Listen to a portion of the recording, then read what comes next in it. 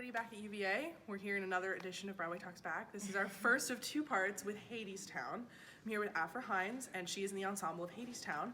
So we're just going to have a little conversation about the 14-time Tony-nominated show. Yeah. So, great. So if you want to tell them a little bit about yourself and your role in the show.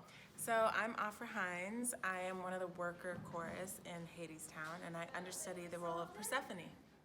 So have you gone on as Persephone yet? I have not gone on as Persephone. We did have our other Persephone cover went on once. Okay. Maybe 2 weeks ago or so. Okay. Yeah. Very cool. So if you want to tell us a little bit about your journey to getting with Hadestown and just maybe your story of getting to Broadway in general. Sure. Okay, so I'll start with getting to Broadway.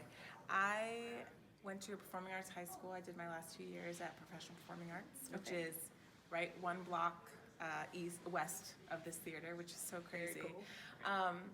And I was a dance major, and I graduated high school, and then I was gonna do the BFA program at Fordham University. Oh yeah, okay. Again, as a dance major. And I decided to take a semester off, and then I started working professionally, so I never ended up going to school, but here I am. So that's my journey to Broadway. I actually saw, a friend of mine was in Wicked, and I went to see him perform in that, and I saw it, and I just thought, oh my gosh, I need to be in this show. I feel like I'm right for this show, which I'm sure everybody thinks. But that ended up being my Broadway debut. So cool. Yeah. That's amazing. So my journey to Hadestown, I got a call from my agent, and I auditioned. I think I went in probably around 5 times. Wow. Yes, it was a long process. But I went in and I danced, and I think I sang my own material. Okay. And then they gave me a packet, and I came back another time, and I sang Fate's material, Eurydice material, and Persephone material. So cool. It was a lot. Yeah. Yeah.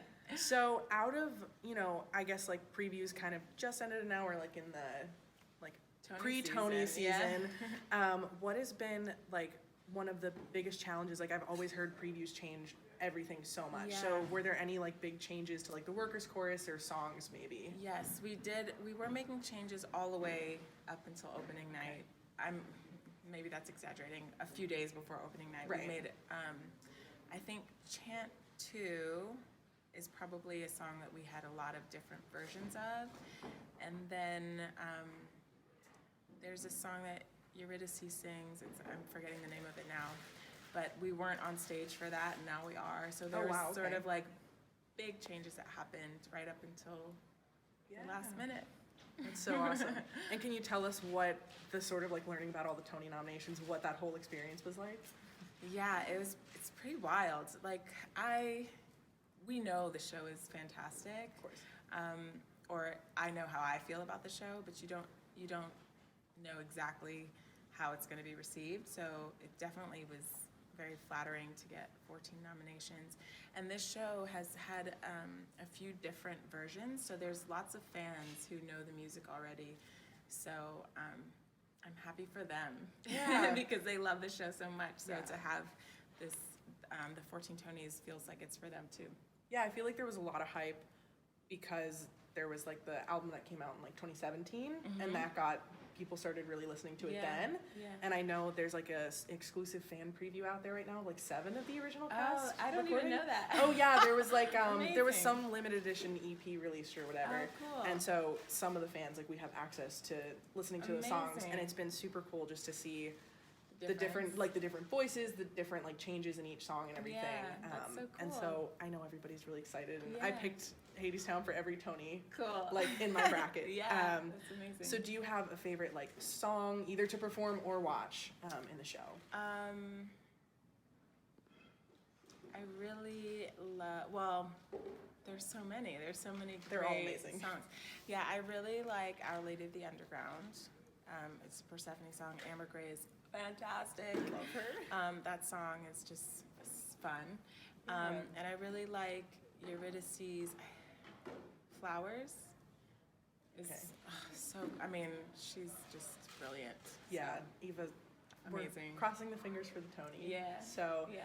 and have there been any fun like backstage moments or maybe on stage like mishaps that you can share with us? Because those are always so fun for everyone to hear. Well, in previews, we changed. So there's a part where the workers are singing this sort of repetitive "Show the Way," and they decided to make it shorter. They just cut one "Show the Way" off the end. Okay. And there's 5 of us. And so for like 4 shows, one of the 5 of us would sing that one that was cut. And then the rest of us would be like giggling because it's just so silly. Because it was so drilled in our bodies that if you're not fully paying attention to everything, it's so easy to do. So that was hilarious. It happened a bunch. Yeah. And it would just be, show! Like someone would start and stop. Yeah. Like, oh, so I'm funny. gonna have to listen for that in the show Yeah. tomorrow, see if that happens.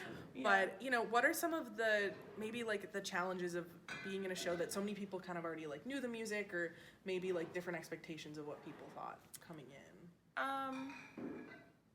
Well, I mean, if I feel in being in the cast, that's something that I don't really, that feels like more of a, like I'm noticing on social media, there's a lot of like competitiveness between like the Be More Chill fans and the Hadestown fans. So it's kind of funny for me to see, but for the most part, a lot of us are new to this production. Right.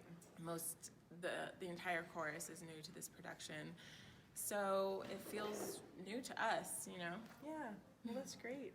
And then if you could give like any advice to students, especially like UVA is not a big theater school at all. Like we're not known for that. So a lot of people even go in and just say, well, there's no way I can go and book Broadway because I'm not in a traditional route. And of course you didn't take a traditional route. So if you could give sort of any advice to like any of our theater interested students or even kids who want to like change their career, you know, what you would say. Yeah. Well, I would say it's sort of a combination of passion. Because when you have passion, you just find a way. Like I used to, this is a long time ago, kids don't do this anymore, but I would, you know, buy a stack of headshots and a stack of envelopes, and I would literally stuff like hundreds of envelopes and send them out. So like, I didn't know if that was the right way or the wrong way. I just knew that I was really passionate and I wanted to find a way. So I think passion is the obvious. Right. And then hard work, like, I still am in classes all the time. I'm still trying to learn as much and see as much as possible. So those 2 things combined, you're gonna find a way.